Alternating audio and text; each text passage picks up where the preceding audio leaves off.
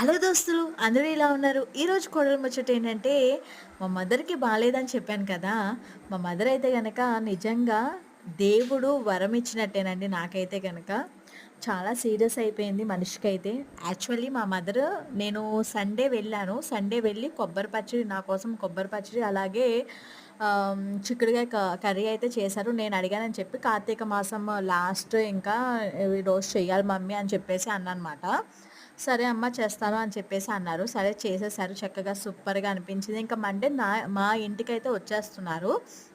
సరే అని చెప్పేసేసి వచ్చేస్తున్నారు కదా అనుకున్నాను. ఇంకా మండేకి ఇంకా మమ్మీ అయితే పూర్తిగా పడిపోయిందండి. ఇంకా ఫుల్లుగా వామిటింగ్స్, మోషన్స్ విపరీతంగా అయితే అయిపోయాయి. నాకైతే చాలా భయమేసింది.